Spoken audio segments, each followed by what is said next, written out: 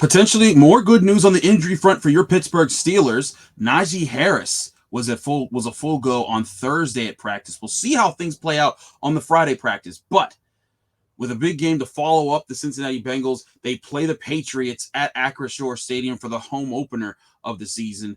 We're going to break that down, what they need to do to win without TJ Watt, how the offense can actually show something this game. I'm your host, Chris Carter, here in the North Shore Drive podcast for the Pittsburgh Post-Gazette, joined today by Brian Batko. All of that and our predictions for the game right here on the North Shore Drive podcast. Let's get into it.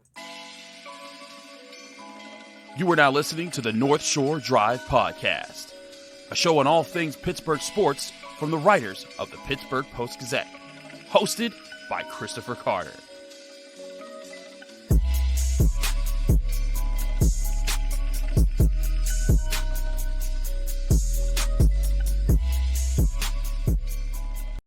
And welcome to the North Shore Drive podcast. I'm Chris Carter. He's Brian Batko. We are both of the Pittsburgh Post-Gazette. We're talking all things Steelers, getting you ready for Sunday 1 p.m. showdown at Acrisure Stadium. By the way, our show is brought to you by Acrisure, introducing the Acrisure Fan Advantage and the power to project one of our Post-Gazette Steelers beat writers into your home or office. Using augmented reality, you can get an exclusive pregame breakdown from a Steelers expert standing right in your living room. Get the latest insights on starting lineups, key matchups, and critical stats at post-gazette.com/Acrisure Fan Advantage. No apps or downloads, just insider access to Steelers updates at post-gazette.com/Acrisure Fan Advantage and get a real edge on this week's action. Brian, it's been tradition that the Steelers do not open at home, but there's a bit of different anxiety with this one, I would say, because everyone was already on edge about the quarterback situation. But now this will be the first full game that they'll be playing without TJ Watt, who did hit injured reserve officially on Thursday. What's your outlook for this defense and how they could survive over the presumed next 6, 7, 8 weeks, however long TJ Watt will be out?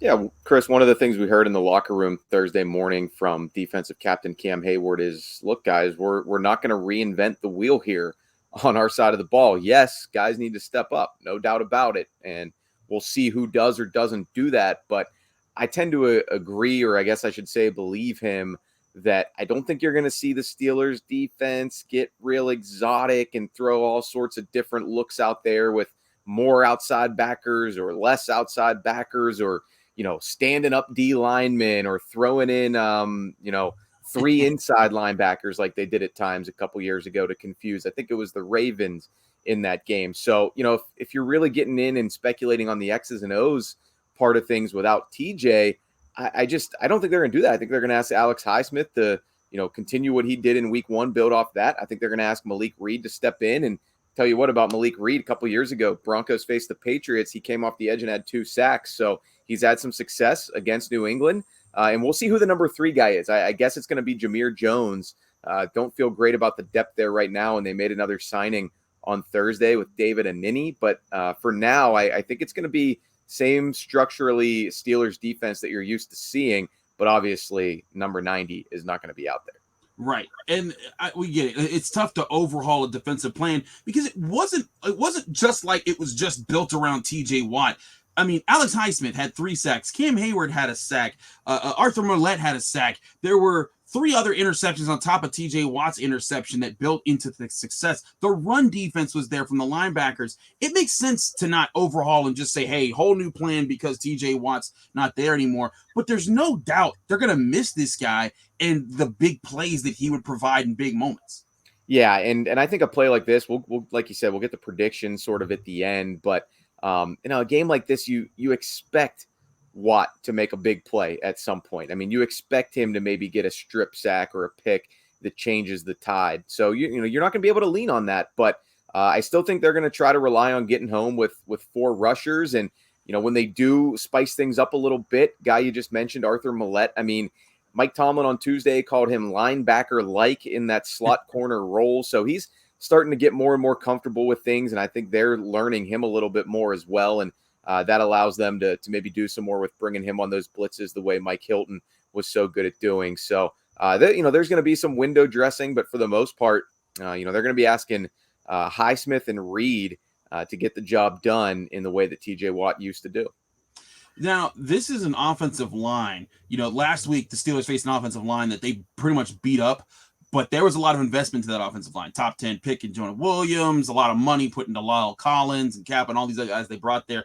This Patriots offensive line, they look better when they're run blocking, but they look like they were really struggling with the Dolphins pass rush last week. They've got a rookie in Cole Strange, granted a first round pick there. A lot of people thought he was a strange pick, Chris. Right, exactly. And that was one of those Bill Belichick, did he just outsmart us again picks? And at least for week one, it didn't look like they really did. But this is an offensive line. They still have Isaiah Wynn, even though there were rumors that they were shopping him. Trent Brown's their left tackle. But I look at this group and I see, man, like even without TJ Watt, with Cam Hayward, I thought Larry Ogunjobi had a good first game for the Steelers and Alex Highsmith, and you still got other guys that are going to be helping there. Tyson Alualu, Chris Wormley. I think there's still a good chance for this defensive front to control the game. Maybe not, of course, as well as they did last week, because you don't just get 5 turnovers every week and you don't have TJ Watt. But that could still be a decisive advantage this week if those guys play to their potential. Yeah, and I think they need to win on the interior, too. I mean, Cam Hayward set the tone with that first play sack of Joe Burrow last week going against the Bengals rookie left guard. And now, like you said, the Patriots have a rookie left guard. So whether it's Hayward, Larry Ogunjobi, Tyson Alualu, DeMarvin Leal, our colleague Ray Fittipaldo at the Post-Gazette just wrote about how the rotation on the D-line is allowing these guys to stay fresh. And it was needed so much as soon as week one because they played more than 100 snaps defensively. So it was great that they were able to divvy that up among all those guys on the D-line. So that's where they're going to need to win those battles, I think, is on the interior. Easier said than done against a well-coached team in New England, but no one really knows what exactly they're doing on the offensive side of the ball. Joe Judge has his hands in there. Matt Patricia has his hands in there. I mean, I've been reading some Patriots content from Boston Globe, Boston Herald writers this week. And some are saying they need to throw the ball more. Some are saying they need to establish the power running game. Chris, what that tells me from us jamokes in the media is that the Patriots don't have much of an offensive identity at all right now. Well, it's not like you cover a team that's looking for an offensive identity or anything. Yeah, a little bit of similarities there, no doubt about it. Yeah, I think that's the big thing here is that you have a defense that knows their strengths, that knows that they're really good at certain things, and even without their best player, that's an advantage to me to going up against a team that needs to establish themselves defensively. On the injury report, all good news. Levi Wallace back to full practice with an ankle injury that he was limited on Wednesday. Robert Spillane's been in full practice all week after his eye injury. Of course, Cam got his vet day off on Thursday. But we got to talk about offense. We'll do that in just a minute because that's where the big injury news was being talked about with Najee Harris. And, of course, center Mason Cole. What's his status and the outlook for the offense to rebound after a rough week one, despite the victory. We'll talk about that in just a minute here on the North Shore Drive podcast from the Pittsburgh Post-Gazette. But first, we got to talk to you guys about Liquid Death, one of our great sponsors. You may see your coworkers cracking open a can at your 9 a.m. meeting, but it's most likely not a beer. It's the new Mountain Spring water brand called Liquid Death. After establishing that there's this crazy new water brand out there called Liquid Death that looks just like beer, this is the kind of thing that you look into more and you're like, whoa, this actually makes a lot of sense. First of all, why is it called Liquid Death? Well, because one, it'll brutally murder your thirst, and their infinitely recyclable tallboy cans are helping to bring death to plastic bottles. So you're helping your thirst and you're helping the environment. They also donate 10% of the profits from every can to help kill plastic pollution. We all know how harmful plastic is to the environment and how good water is for you. So why not help both with a tall, cold can of Liquid Death? Go get Liquid Death at your local Target, 7-Eleven, or County Fair, or find a Liquid Death retailer near you with their store locator tool located at liquiddeath.com/shore. That's liquiddeath.com/shore. We're also brought to you by MyBookie. With the Steelers prepared to do battle with the rival Patriots, prepare for your winning season at MyBookie. Some like to bet to earn, some like to bet just to make the season more exciting. But either way, MyBookie's got you covered to give you the most for your money with a double deposit bonus specifically with this ad offer. It's quick and easy. A $250 deposit puts $500 in your account instantly, and you can use your funds to bet on as many games, contests, and props as you want. To claim your bonus, register today and use the promo code NSD for North Shore Drive. That's NSD. It's designed to add more excitement to the games and sports that you love. Again, promo code NSD to double your money up to $1,000 with MyBookie. It's only week 2 of the NFL season, which means there's still plenty of time to get in on the action. Don't miss out. Begin your winning season today exclusively at MyBookie.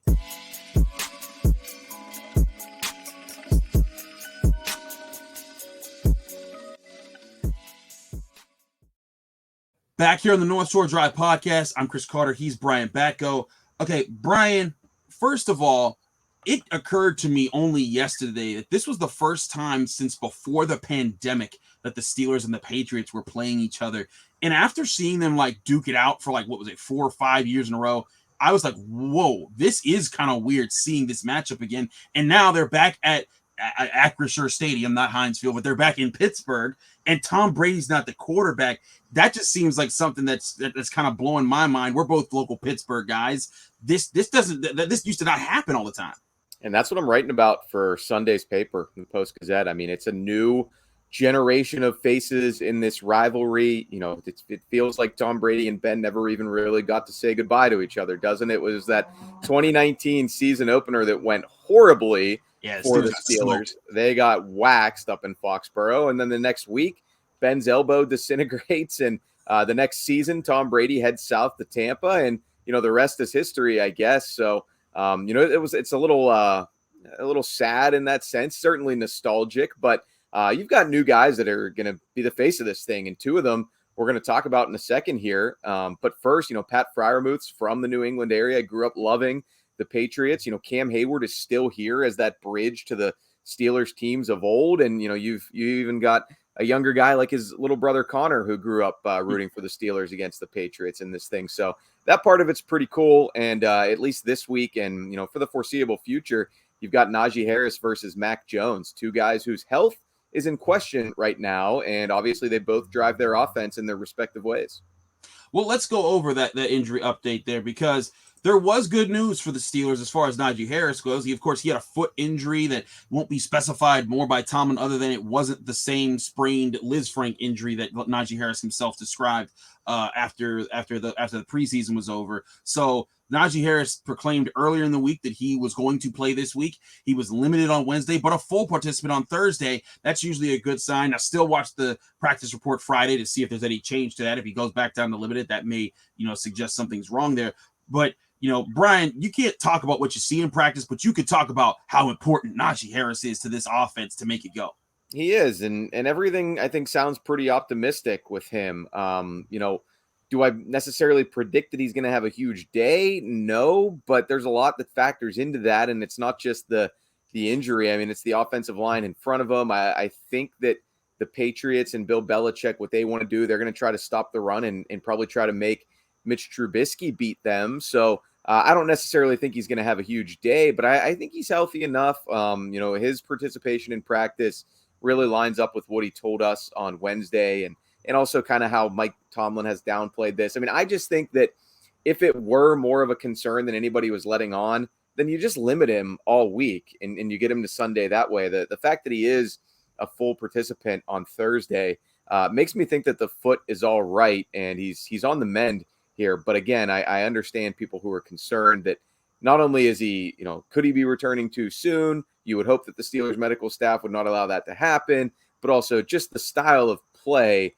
He's relentless the way he runs the ball, and defenses have been attacking him with 3, 4, 5 guys, you know, swarming to the ball really since his rookie year, because the Steelers have struggled to find much daylight for him.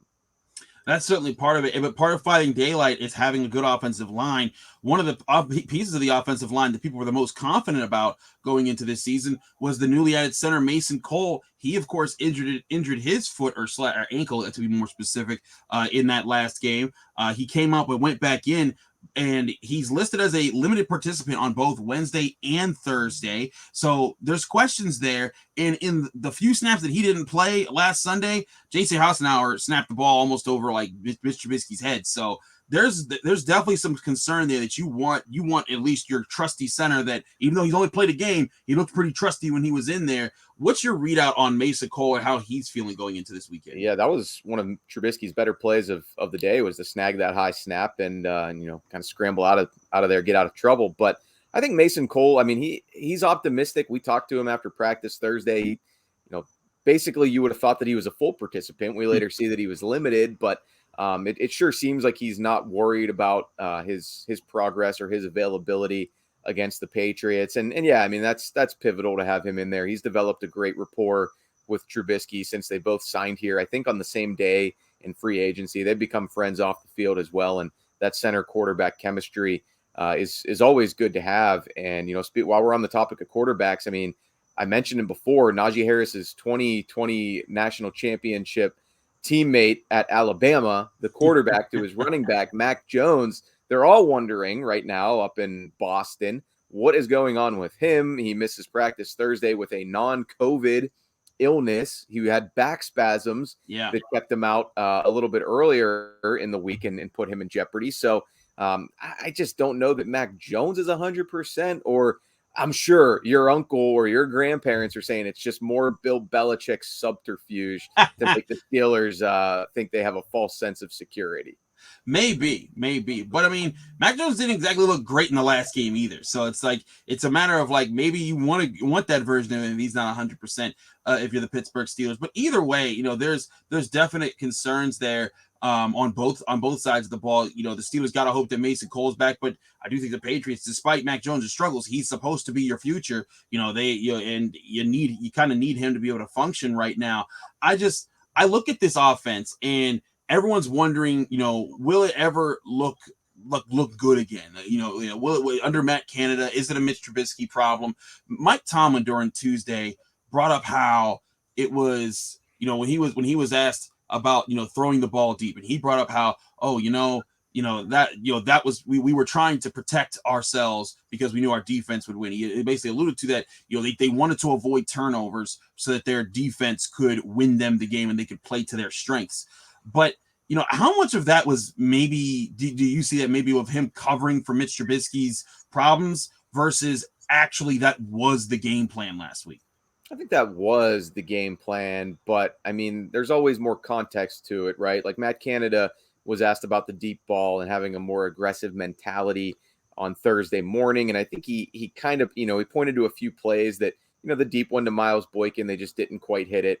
The one overthrow to George Pickens down the right sideline, he said that was kind of a miscommunication. So his answer kind of boiled down to, we're taking the shots, we just need to make the plays. So he also added that, it's up to Mitch to make the decisions that he sees on the field, and they're going to support him with what he does. So let's just be frank. I mean, Trubisky's walking on eggshells a little bit right now as a quarterback here because he's got a first-round pick right behind him in Kenny Pickett, and we know that the Steelers like him a lot. So it's not an easy situation to be in if you're Trubisky.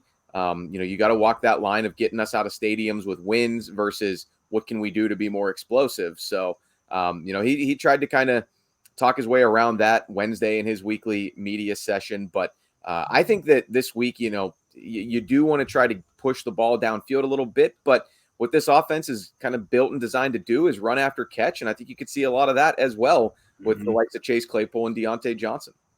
Certainly. And it seems like the design is there for those guys to work up the yak and to make things easier on your quarterbacks who, let's face it, Mitch Trubisky is not a franchise quarterback for this team. And they hope that Kenny Pickett will be, but the best way to get him there is to make life easier for him. And that's what these yak type of concept based off offenses are more about. I want to talk to Brian more about the whole Kenny Pickett, Mitch Trubisky thing and doing it in Pittsburgh this time around. I think that's going to be a major factor. We'll talk about that and our predictions, turning points, and everything going into how this game will play out in just a minute here on the North Shore Drive podcast. But first, I got to talk to you guys about Yinzers in the Berg. Yinzers in the Berg is a great apparel shop where every Pittsburgh sports fan needs to visit when they're stopping through, or they can go to their website, yinzerspgh.com. So Yinzers, listen up. With the Steelers campaign off and running, it's time to show your support for your black and gold. It's easy. With 2 legendary shops in the Strip District, plus their growing online store, Yinzer's in the Berg is the place to go for Pittsburgh sports apparel, accessories, and much, much more. Be sure to hit the Strip District shops or check them out online at yinzerspgh.com. That's yinzerspgh.com for all your Pittsburgh sports apparel.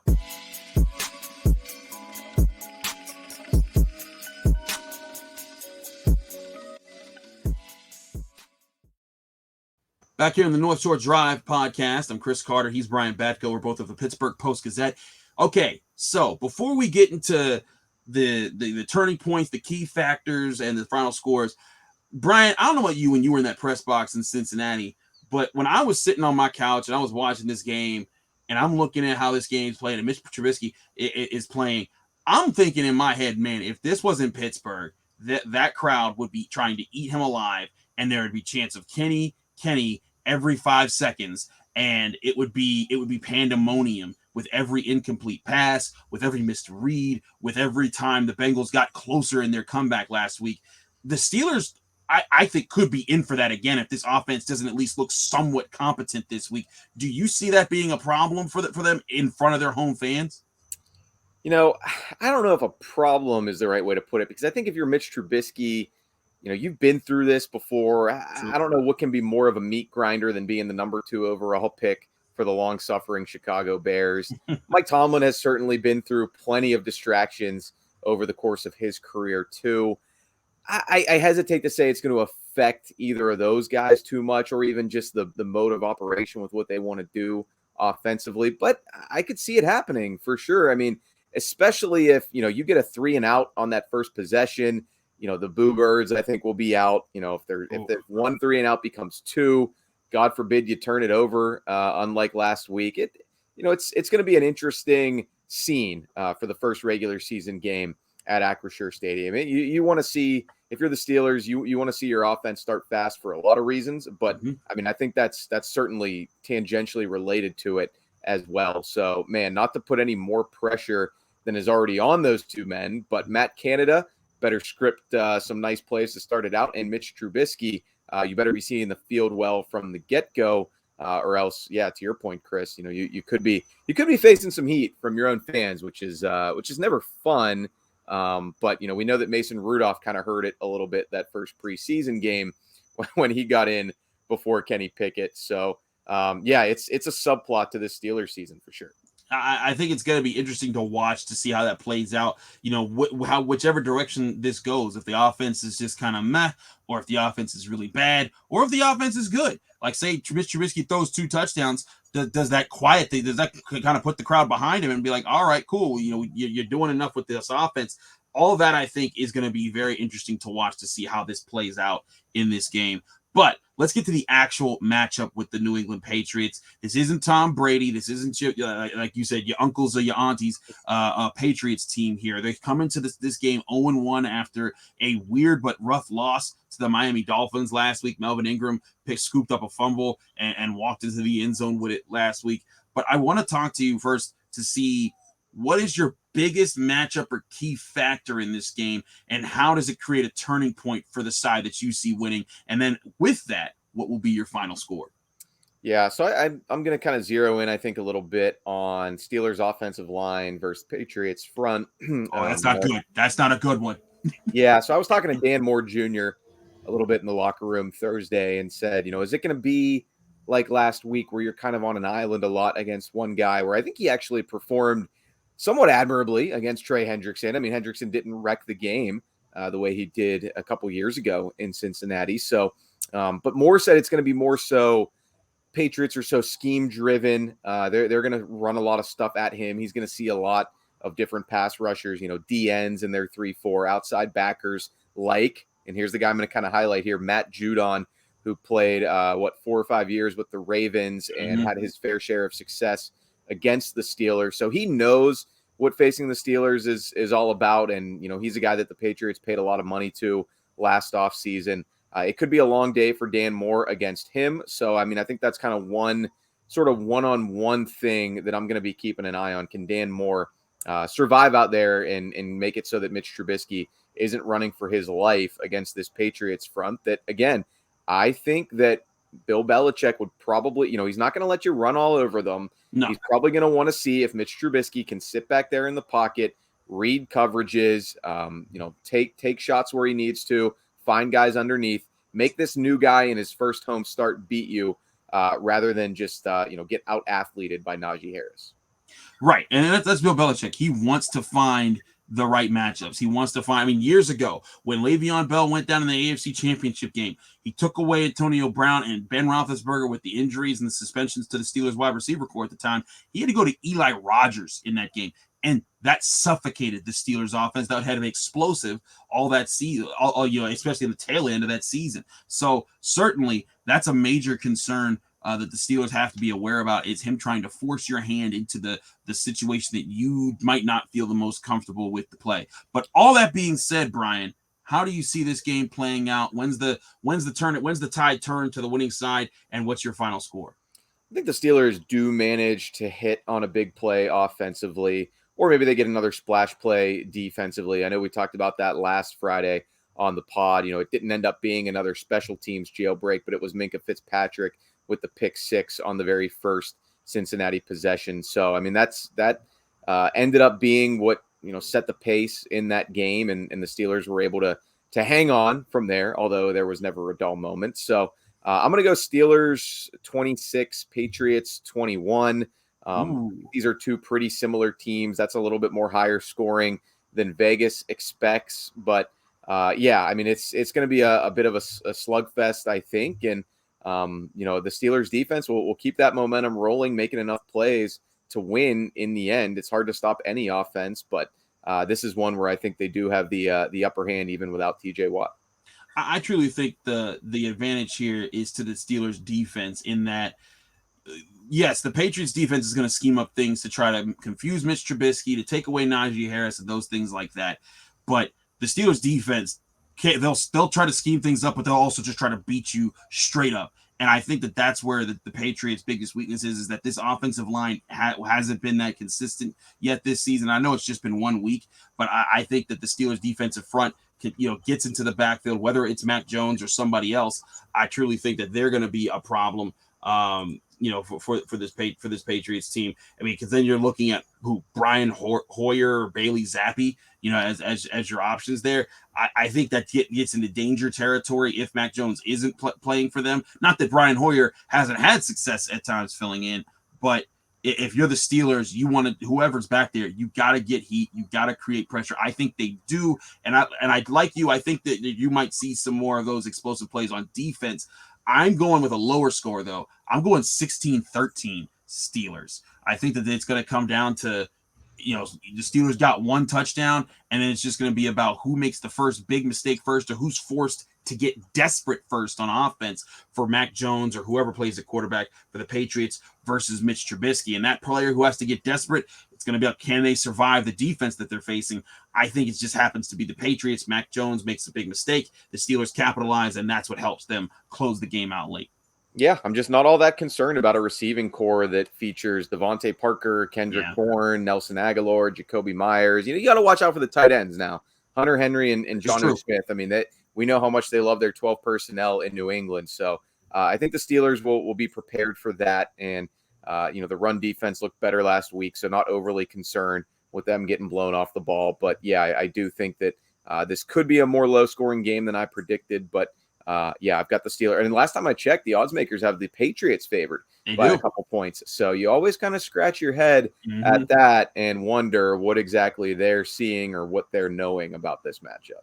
Well, certainly, Vegas always knows something. If you look at what's going on there, and the people at MyBookie are the place to put your money down to try to make sure that you're capitalizing on it. So, hey, if you're a Steelers fan and you think that Vegas don't know what they're talking about, go put your money where your mouth is. Go to MyBookie. Put some money down, and don't forget that double deposit bonus when you go to mybookie.com/NSD. Use that promo code NSD to be able to get your 100% deposit bonus on that.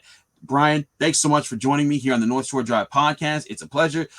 You don't have to go anywhere this week. That's got to be nice. You get to stay home, and it's a 1 p.m. kick. You get to be at home at a nice hour. I like that type of football. Just not 4-hour-long Pitt games that I've had to cover for the past. Well, man, it was a crazy weekend of football. I mean, it was a long NFL game on Sunday. I mean, that's the nice thing. Those games move at a brisk pace, and yet by the end of it, it was still pretty late in the Cincinnati press box. So I looked it up. I think the last time Pitt and the Steelers went to overtime on back-to-back days was 1997. Jeez. What are the odds that it's going to happen again, Chris? It better not. I say that much because Pitt's got a night game the night before, and I am not trying to have that. No, not on Kalamazoo.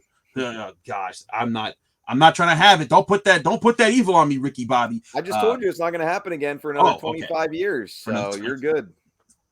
We'll both still be doing this, right? You're trying to jinx me. Anyways, he's Brian Batko. I'm Chris Carter. Brian, let people know they can find you, follow you, and what you're coming up with this weekend. Yeah, at Brian Batko on Twitter, just my name, at post-gazette.com. We've got all sorts of stuff. Yeah, like I said, going to have a story, big picture, Patriots, Steelers, some parallels to what they've done to transition away from their franchise future Hall of Fame quarterbacks. We know the Patriots, they did the Cam Newton thing for a year. Steelers are doing the Mitch Trubisky thing for indefinitely. We don't exactly know, but eventually they got their next guy in the first round in Mac Jones and Kenny Pickett respectively. So a lot of similarities there with the two teams. Absolutely. We'll see how that plays out. Do check out Brian's piece on that because it gets you a lot of insight into the details that come out in such quarterback situations where a team's trying to hold on to that bridge, and then when they decide it's time to put in the guy for the future. Check that out in the Sunday edition of the Pittsburgh Post-Gazette. Also, check out the North Shore Drive podcast anywhere on Apple, Spotify, Google Podcasts, Odyssey, YouTube, anywhere podcasts are hosted. If you enjoyed this video, hit the like button on this video, subscribe to the Pittsburgh Sports Gazette's sports page on YouTube, and you can get all of the episodes here on the North Shore Drive Monday, Wednesday, and Friday, as well as our bonus content. We have all sorts of other personalities, hosts, guests on this show every day, so be sure to come here on this. Also, after the game, Paul Zeiss will be on this Saturday, giving his post-game stream where he's answering questions, giving his thoughts there. So do check out this after the game and all week long here on YouTube with the Pittsburgh Post-Gazette. I'm Chris Carter. Follow me on Twitter and Instagram at Carter Critique.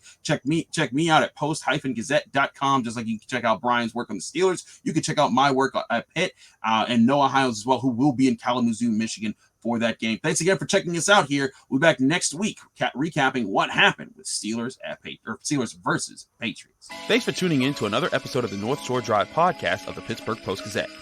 If you're watching this video on YouTube, please like the video and subscribe to our YouTube channel.